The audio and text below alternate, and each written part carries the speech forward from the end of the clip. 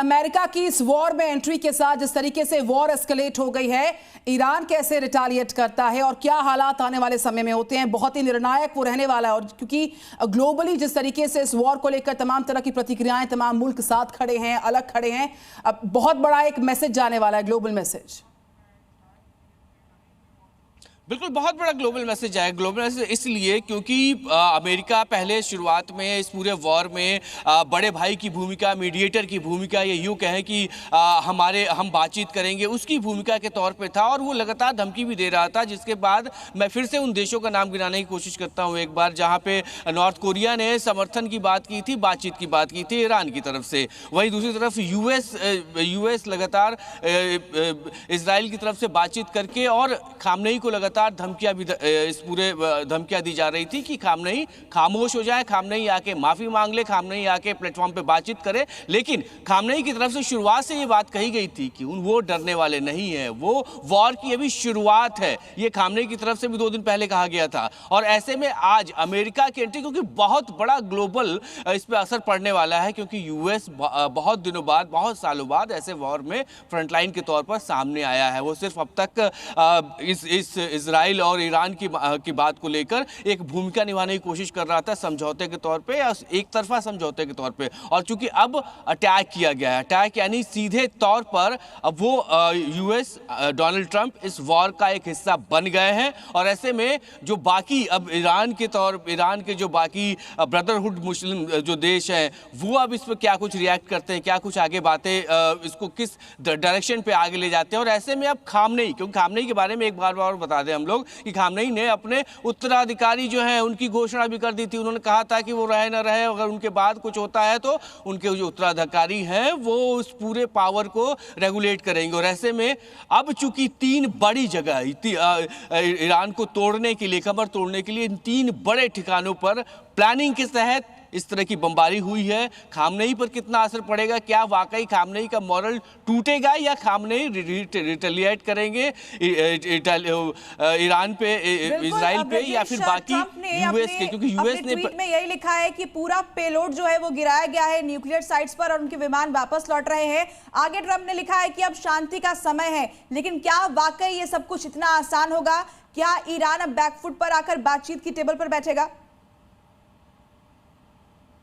देखिए, ये यूएस की तरफ से कहा गया है कि ये शांति का समय है। यूएस की तरफ से पहले जब ट्वीट किया गया था, डोनाल्ड ट्रंप का जो ट्वीट था, उसमें उन्होंने कहा था कि आसमान हमारा है, हमें खामनेई के बारे में हर एक ठिकाने के बारे में जानकारी है। और ऐसे में यूएस ने पहले वॉर के लिए भी बोला था और उसके बाद अब अगर यूएस इस बात को लेकर, डोनाल्ड ट्रंप इस बात को लेकर ट्वीट कर रहे हैं कि शांति का अब समय आ गया है, तो मुझे, जहाँ तक मैंने खामनेई को अब तक पढ़ा, समझा, देखा और खामनेई के 86 साल के खामनेई का इतिहास देखा अब तक हम लोगों ने, मुश्किल है कि खामनेई इस मामले में चुप रहेंगे। खामनेई की तरफ से, ईरान की तरफ से रिटेलिएट जरूर किया जाएगा, क्योंकि 3 न्यूक्लियर रिएक्टर और ऐसे में सिर्फ मुंह की खानी करके और वापसी लौट जाना ईरान की ये आदत नहीं रही है। और ऐसे में रिएक्शन जरूर होगा। वॉर की शुरुआत से ही जब अमेरिका ने इंटरवीन किया, सोशल मीडिया प्लेटफॉर्म पर आकर ट्रंप लिखते हैं और बयान जारी करते हैं कि हम मध्यस्थता भी निभा सकते हैं। हर बार ये सवाल उठ रहा था कि क्या ये वॉर ईरान बनाम इजराइल को छोड़कर ईरान बनाम अमेरिका हो सकती है। और अब वो समय, वो मौका आ चुका है जब अमेरिका ने वॉर को न सिर्फ एस्केलेट किया, खामनेई खामोश नहीं बैठेंगे और बारूदी पलटवार रिटालिएशन के तौर पर करेंगे। क्योंकि इस तरीके से आपने भी जिक्र किया और हमने भी देखा है, ये मामला भी शांत होता नजर नहीं आ रहा। भले ही ट्रंप इस बात का जिक्र कर रहे हो कि अब शांति हो सकती है, लेकिन ऐसा माहौल नजर नहीं आ रहा है। और आप वहां से रिपोर्ट कर रहे हैं, क्या हालात आप देख पा रहे हैं?